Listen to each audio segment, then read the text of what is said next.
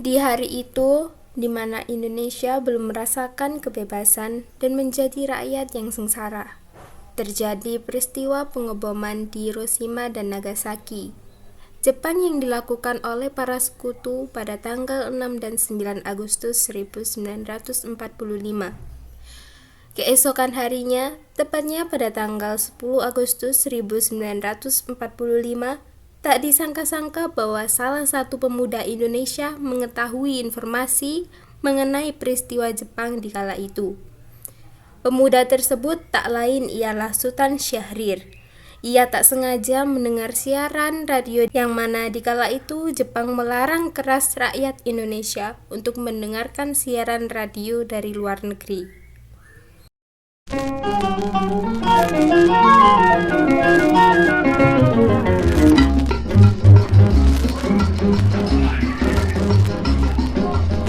Ahai Nurlela sukanya berlagu. After 4 days of patient waiting for Japan's final word of surrender, the eager crowds in London got their reward.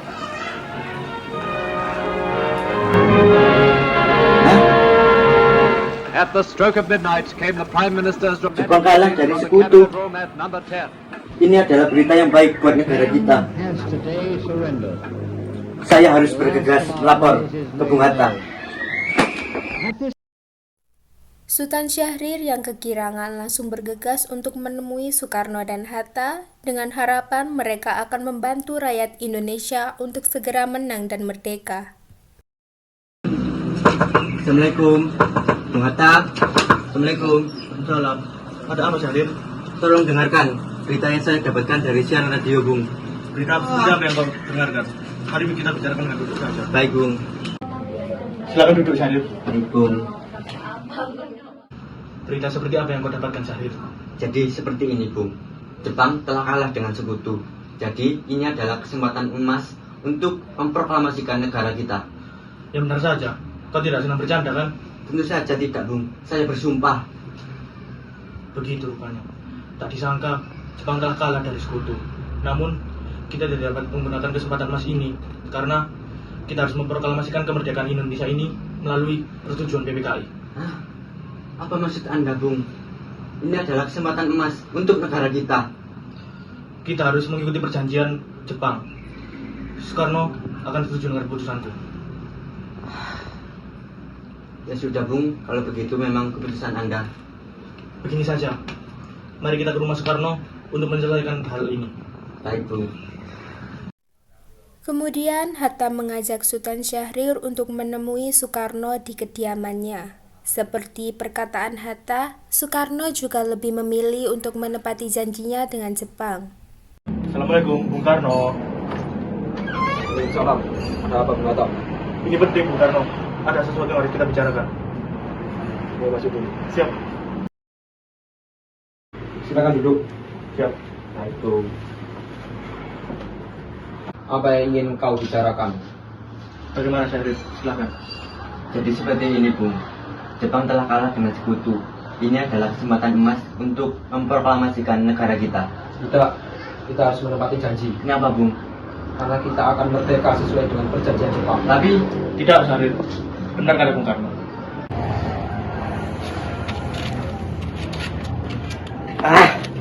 tidak bisa dibiarkan ini.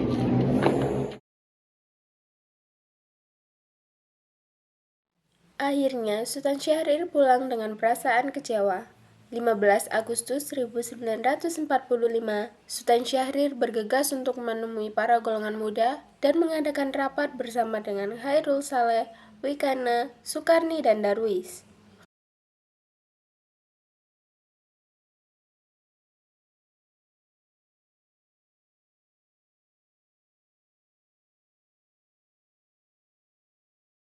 Apa ini? Kenapa kamu pakai mata? Apakah ada berita bahagia? Langsung saja kita bahas.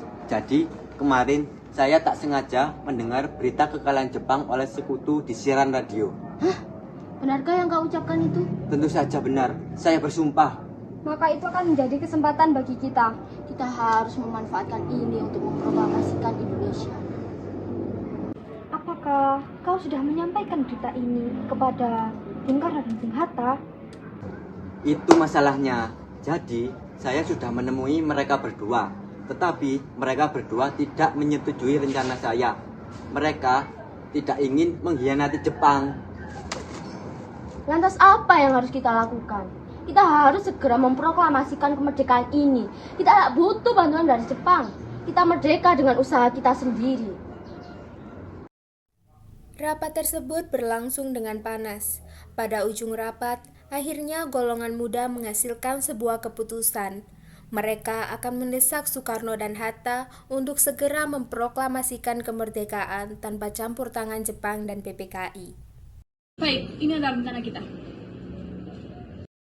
Malam harinya, diperkirakan pada jam 10 malam, beberapa golongan muda yaitu Wikana, Khairul Saleh, dan Darwis bergegas untuk mendatangi rumah Soekarno di Jalan Pegangsaan Timur nomor 56. Di sana, mereka bertemu dengan Soekarno dan Hatta. Jangan lupa basa-basi lagi. Bung Karno dan Bung Hatta harus segera memproklamasikan kemerdekaan. Apakah kau tak mengerti perkataanku? Tindakan yang kalian perbuat itu bukan revolusi, tapi sebuah pemberontakan. Kita tak perlu persetujuan dari PPKI dan Jepang. Kita bisa memproklamasikan kemerdekaan kita sendiri. Kita sudah siap. Benar, kalian harus segera merancang proklamasi untuk negara ini. Perdebatan mereka semakin sengit. Adu argumen semakin memanas hingga pada akhirnya Wikana berani mengancam. Jika Bung Karno tidak mengeluarkan pengumuman pada ini juga, maka akan terjadi pembunuhan besar-besaran esok hari. Ini leherku. Menggalang sekarang, jangan sampai kau menunggu besok. Bukan membunuh Bung Karno, saya hanya memperingatkan. Pada akhirnya, tidak ada keputusan yang dihasilkan dari pertengkaran tersebut. Para golongan muda pulang dengan hati kecewa. Di asrama, mereka menyampaikan hasil pendesakan yang gagal. Para golongan muda yang sedang berdiskusi tiba-tiba mendapat telegram mengenai pernyataan dari Kaisar Hirohito yang meminta damai dengan sekutu. Hal ini tentu saja semakin membulatkan tekad mereka untuk segera memproklamasikan kemerdekaan Indonesia. Kita jangan menyerah, kita harus menang. Jepang sudah kalah dan inilah saatnya kita untuk berdiri sendiri. Kita harus mengambil langkah. Besok pagi kita harus membawa Bung Karno dan Bung Hatta pergi jauh keluar kota agar tidak terpengaruh oleh Jepang. Rengas Dengklok adalah tempat yang aman. Kita akan membiarkan mereka untuk berpikir.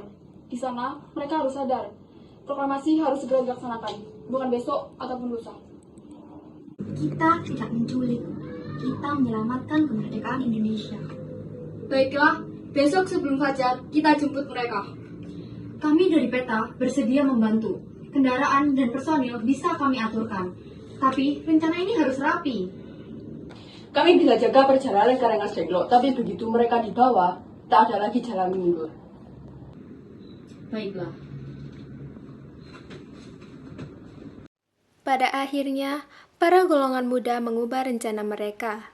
Mereka akan menculik Soekarno dan Hatta. Mereka menyebar menjadi dua kelompok kecil.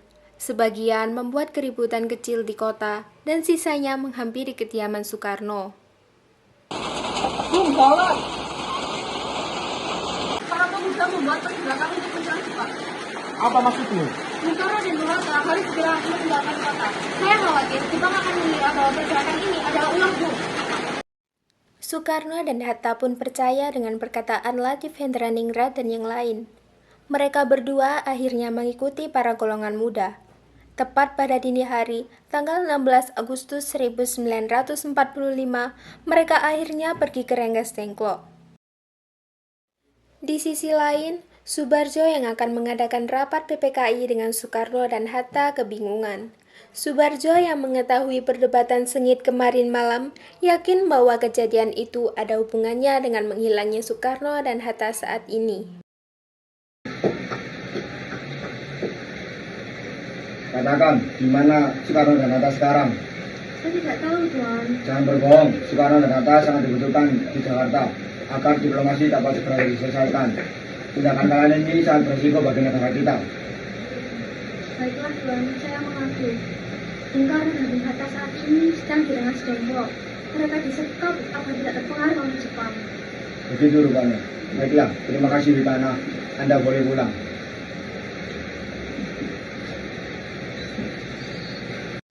Sore harinya, Subarjo mendatangi Rengas Dengklok. Ia menemani Soekarno dan Hatta yang lagi-lagi sedang didesak oleh para golongan muda. Ia mengabarkan bahwa Jakarta baik-baik saja dan beritanya Jepang memang meminta damai dengan sekutu. Lepaskan Soekarno dan Hatta, mari kita bicarakan ini dengan damai. Proklamasi akan dilaksanakan di Jakarta, tepat pada tanggal 17 Agustus 1945, pada pukul 10 pagi. Saya tidak akan berdusta, saya akan menggunakan nyawa saya sebagai bukti. Kalian peganglah perkataanku. Para golongan muda terdiam.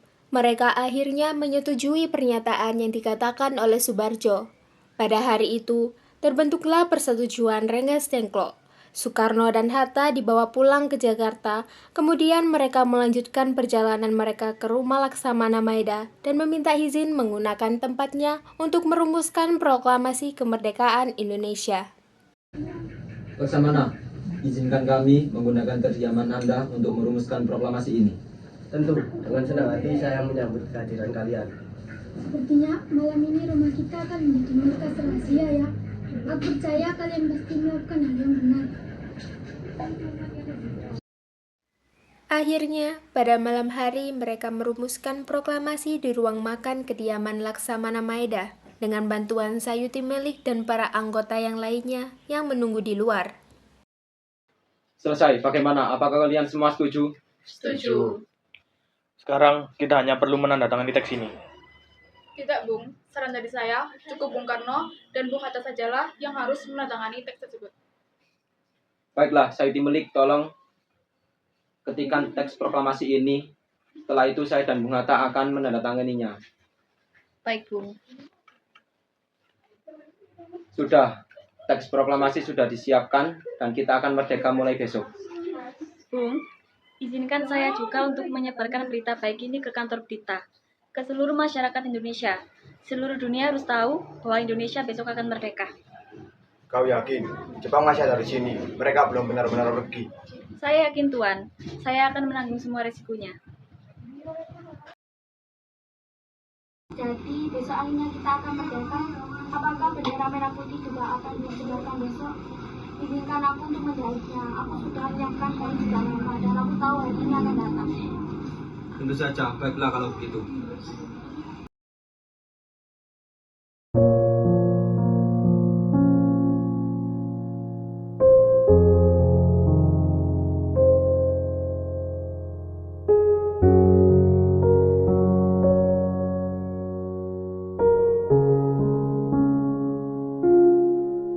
Akhirnya, para tokoh Indonesia dapat menyelesaikan perumusan proklamasi kemerdekaan dan BM Dia langsung menyebarkan berita ini kepada seluruh rakyat Indonesia.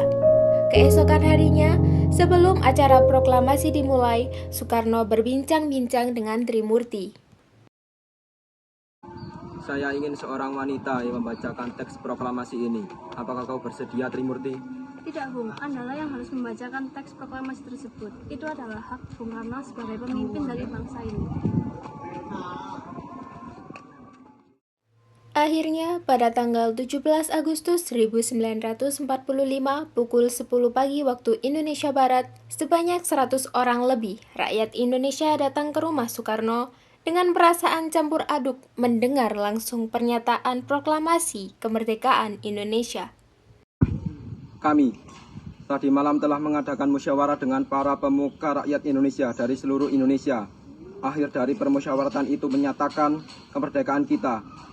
Saudara-saudara, dengan ini kami menyatakan kebulatan tekad itu. Dengarkanlah proklamasi kami. Proklamasi kami, bangsa Indonesia, dengan ini menyatakan kemerdekaan Indonesia. Hal-hal yang mengenai pemindahan kekuasaan dan lain-lain diselenggarakan dengan cara seksama dalam tempo yang sesingkat-singkatnya. Jakarta, hari 17 bulan 8 tahun 45. Atas nama bangsa Indonesia, Soekarno-Hatta.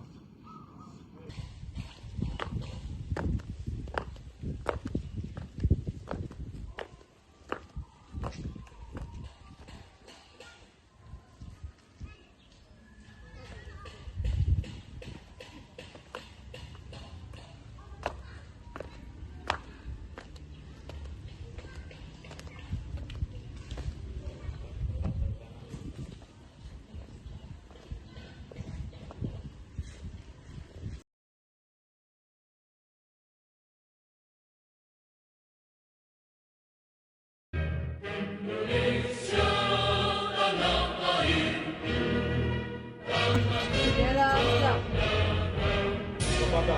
Sang Merah Putih, hormat.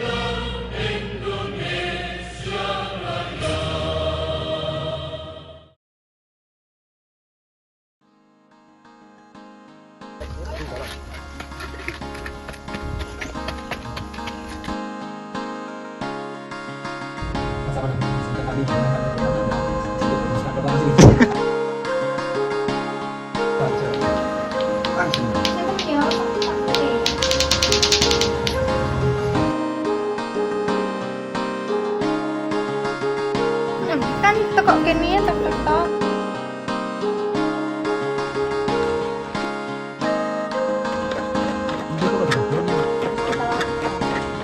Kita harus segera mungkin memproklamasi.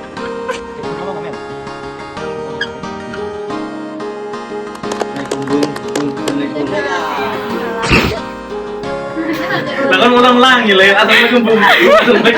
Artinya dia mau kita akan beri waktu mereka untuk berpikir. Di sana mereka Kita satu malam.